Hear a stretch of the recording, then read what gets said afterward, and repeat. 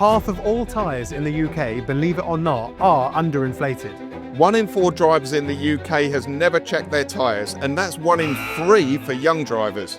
Only 39% of drivers know the minimum legal tread depth is 1.6 millimetres. Over 50% of drivers admit driving knowing that their tyres are faulty. Motorcyclists saw a 24% rise in tyre-related KSIs, and that's the highest in a decade. He had expected the president. In the last 5 years, an average of 153 people have been killed or seriously injured in incidents related to defective tyres. In 2024, we saw 172 people killed or seriously injured on the roads due to defective tyres. That's an increase of 19 over the average and the highest levels we've seen in the last 5 years.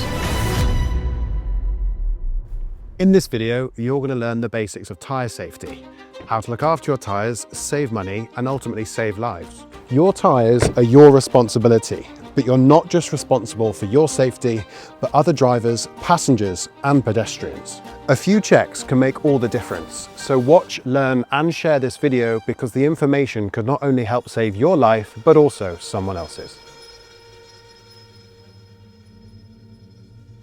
Now, a worn tyre like this can increase your stopping distance at 70 miles an hour by 27 metres, and that's a 28% increase over the stopping distance for a good tyre. It's also 7% more dangerous than drink driving.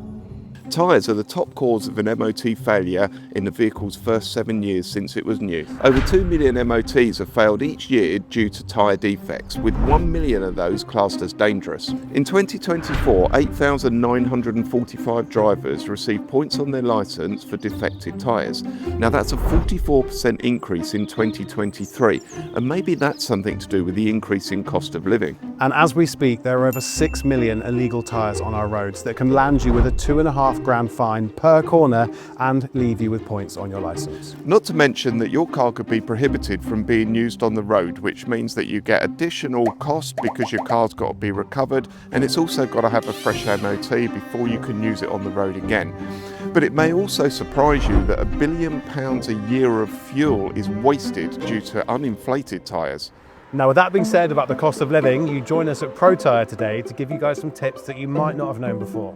So we're going to look at 3 things that can save you money when it comes to tyres.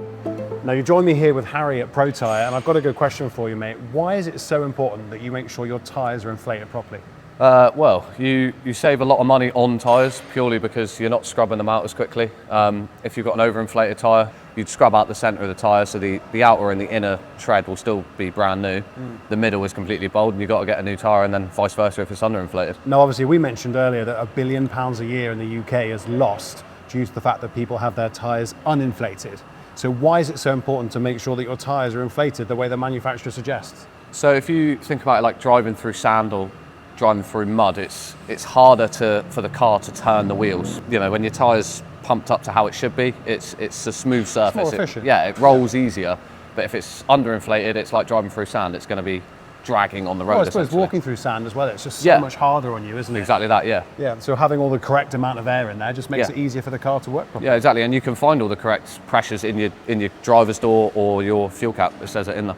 Now, inflation's important, but tracking is too. Yeah, So let's go definitely. check it out.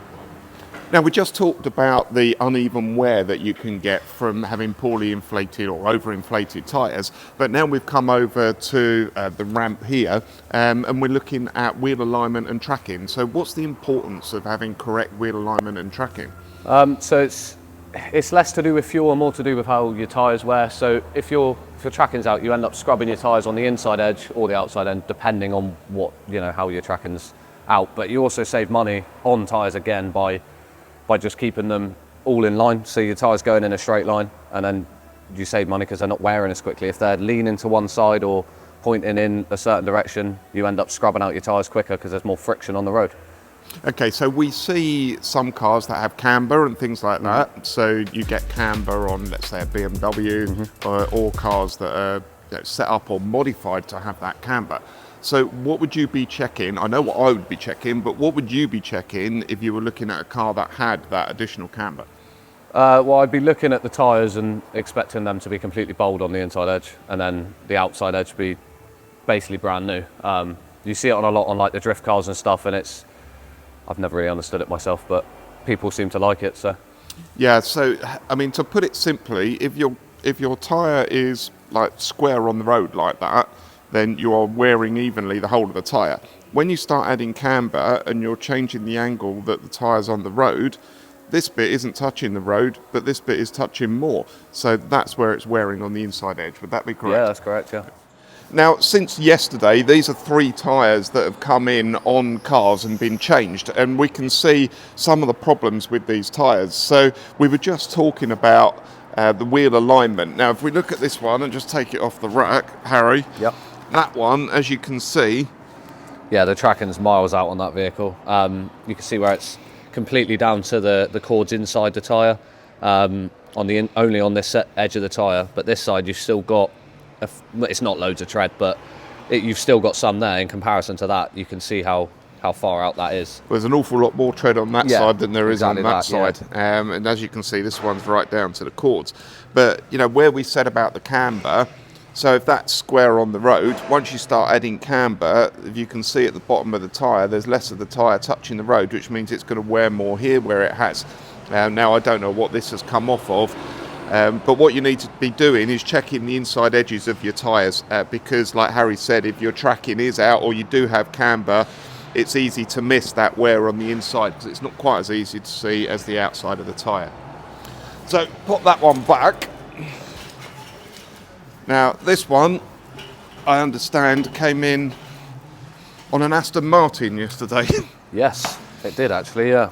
So this one is more like age-related wear, isn't it, more Yeah. than anything else? You've got all the cracking in the inside of the tread. That comes from the car sort of being sat for a long time. With the weather in England as well, it doesn't help. Being an Aston Martin, it probably was sat on the customer's drive most of the winter, and then that's happened. They've taken it out in the summer and realised that that's what their tyres look like. But the actual tread wear is quite even. If anything, it's slightly overinflated because you can see it kind of dips down in the middle. But other than that, it's not a bad tyre, to be fair. But this is a good example of if you've got a car that you don't use all that often, and we can find, if we look on there, we can find somewhere. There, 21. Yeah, so there we are. This one was made in week 21 of 2015. So this tyre is now a 10-year-old tyre, which is why we're seeing these cracks on, and that just through the age of the tyre, really. Yeah. So if you have got a car that you use only for Sundays, then make sure you check those. Ugh. That one's back on there. Well, it would be back on there if I could squeeze it under the thing. There we are. Now it's back on there. So in addition to not getting fines for dodgy tyres, you also don't want to get speeding fines either. So that's exactly why I've been using this. Welcome to Pure. The brand new Road Angel Pure Sync that's literally just been released. Warning, bus lane camera ahead. It's a dedicated road safety dashboard assistant that gives you alerts for everything. Mobile camera vans, average speed zones, red light cameras, and also motorway cameras. The Pure Sync uses a UK validated database that not only keeps it up to date every single day, but also makes it much more accurate. It's a new and improved version of their classic system. Smarter, sleeker, and built to help you stay alert and to avoid those easy mistakes that can cost you points. To stay protected, there's a tiny subscription fee that helps keep those live alerts active for as little as 27p a day for peace of mind. Now, if you want to grab one for yourself, you can use the link in the description section and use code GCM15 to save yourself some money. Your shield against speeding fines. Now, Harry, talk to me about budget versus expensive tyres. I think a lot of people might assume that because they're on a budget, they go for budget tyres, and they might not realise that in effect makes them pay more money over time. Yeah, now, definitely. we've got a budget tyre right here that in the previous clip, Owen used as example with all of the cords exposed, and I like to go for Michelin PS4s on mine. Why do you think someone watching this video should in fact spend good money on tyres versus that of going more down the budget route? Well, you spend more money on tyres, you might spend an extra £100 per tyre, but you end up getting another 6 months life out of that tyre. If you spend £50 on one tyre, that tyre might only last you 3 or 4 months, and then you're putting another one on.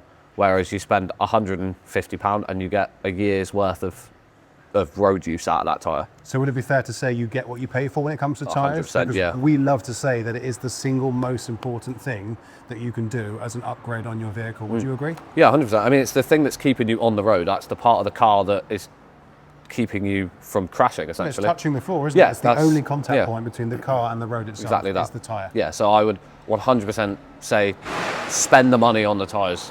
There's all these upgrades and stuff you can do to your car visually to make it look nice. That's all well and good, but if you haven't got the money to put tyres on it, then what's the Harry, point? your advice is valuable. Thank you so much. Thanks so much, mate. Now, when it comes to actually checking the tyres yourself, it's really quite simple. On the fronts, you can turn the wheel so that you can see the whole of the tyre there, and you can either get yourself a proper tread depth gauge like one of those, or you can get something that's really quite simple like the Tread Buddy there, that even comes with instructions on the back of how to use it, and it's also a handy trolley token as well. But with one of these, all you're going to do is you're going to look for the wear indicators, and you're going to test it next to the wear indicator, not on the wear indicator. You're going to go next to it, and all we're going to do is put the tread depth gauge in there, and you can see on there what the tread depth is. With one of these, or with a 20p coin, you're looking to put that inside, and the instructions will show you, but basically if it's on the red, you need a new tyre. But whilst you've got it round this way, you can also see whether there's any uneven wear on the tyre that could indicate that possibly it's not inflated correctly or the tracking's out. When it comes to the rear, obviously you can't turn the wheel like that, so you're going to need to check it a little bit more thoroughly, especially if you've got things like camber. Now, as well as checking the tread depth, it's also important to check for things like cuts and bulges, and you can see on this tyre here that it's got a cut in it there. Also look to make sure there's nothing in the tyre, nothing that could lead to a puncture, but things like this are obviously a lot more obvious, but probably a lot rarer than smaller cuts like that one.